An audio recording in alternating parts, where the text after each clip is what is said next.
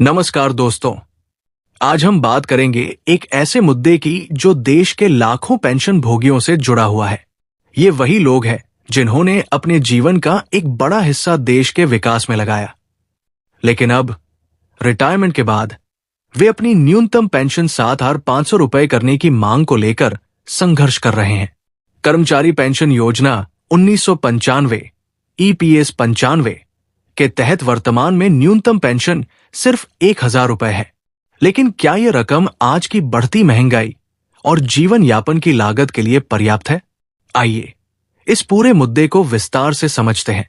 EPS 95 की मौजूदा स्थिति और पेंशन भोगियों की स्थिति। ईपीएस 95 यानी कर्मचारी पेंशन योजना 1995। इस योजना के तहत रिटायरमेंट के बाद कर्मचारियों को मासिक पेंशन दी जाती है, लेकिन इसका एक बड़ा मुद्दा है। न्यूनतम पेंशन सिर्फ 1,000। सोचिए, क्या आज के समय में 1,000 रुपए महीने में एक व्यक्ति अपना गुजारा कर सकता है? मेडिकल खर्च। आज एक छोटी सी बीमारी के इलाज में ही हजारों रुपए खर्च हो जाते हैं। दैनिक जरूरतें, किराना, बिजली, पानी और अन्य दैनिक जरूरतों के लिए भी 1,000 रुपए पर्याप्त नहीं है। बढ़ती महंगाई का स्तर हर साल बढ़ रहा है और 1,000 रुपए अब न के बराबर लगते हैं। पेंशन भोगियों की मांग क्या है? पेंशन भोगी चाहते हैं कि न्यूनतम पेंशन को 7,500 रुपए प्रति माह किया जाए। इसके पीछे उनका कहना है कि यह सिर्फ वित्तीय राहत नहीं है, बल्कि उनके योगदान और सम्मान का मामला भी है। ईपीएस 95 के पेंशन भोगियों का योगदान। अब जरा सोचिए, ये वही कर्मचारी हैं जिन्होंने अपने जीवन के 20 से 30 साल देश की प्रगति में लगाए। उन्होंने अपने काम से अर्थव्यवस्था को मजबूत किया।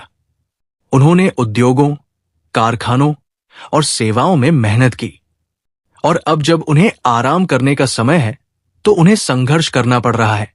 क्या वे दान मांग रहे हैं? बिल्कुल नहीं। ये पेंशन भोगी अपने ही योगदान का हिस्सा मांग रहे हैं। उन्होंने अपने कार्यकाल के दौरान पीएफ में पैसा जमा किया था। अब वे उसी के आधार पर न्याय की मांग कर रहे हैं। 7,500 रुपए की न्यूनतम पेंशन क्यों जरूरी है? 1. आर्थिक राहत। 7,500 रुपए की न्यूनतम पेंशन से पेंशन भोगियों को एक सम्मानजनक जीवन जीने का अवसर मिलेगा। ये उन्हें उनकी दवाइयों, किराना और अन्य जरूरतों को पूरा करने में मदद करेगा।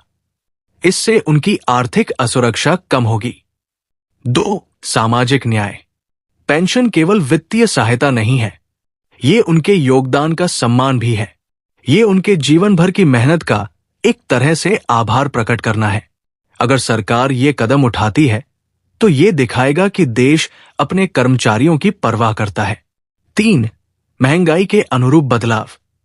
2014 से अब तक महंगाई काफी बढ़ चुकी है। पेट्रोल, डीजल, दवाइयां और खाद्य सामग्री, सबकी कीमतें आसमान छू रही है। ऐसे में 1,000 रुपए की पेंशन बिल्कुल नाकाफी है। ईपीएफओ की जिम्मेदारी और भ्रष्टाचार का मुद्दा। कर्मचारी भविष्य निधि संगठन ईपीएफओ का मुख्य काम है कर्मचारियों की पेंशन और पीएफ का प्रबंधन करना। लेकिन कई सवाल उठते हैं, क्या ईपीएफओ अपनी जिम्मेदारी निभा रहा है? क्यों पेंशन भोगियों को हर बार अपनी मांग के लिए संघर्ष करना पड़ता है? ईपीएफओ पर अक्सर भ्रष्टाचार और अक्षमता के आरोप लगते हैं। क्या समाधान हो सकता है? ईपीएफओ को पारदर्शी बनाना, सभी लेन देन और फंड्स के इस्तेमाल को सार्वजनिक करना। डिजिटलाइजेशन, ईपीएफओ की सेवाओं को पूरी तरह डिजिटल बनाना, ताकि पेंशन भोगियों को बार बार कार्यालयों के चक्कर न लगाने पड़े। न्यूनतम पेंशन बढ़ाना, 7,500 रुपए की मांग को तुरंत स्वीकार करना। सरकार की भूमिका और नैतिक जिम्मेदारी। ये सरकार की नैतिक जिम्मेदारी है कि वो इन पेंशन भोगियों की आवाज सुने। सरकार को क्या करना चाहिए?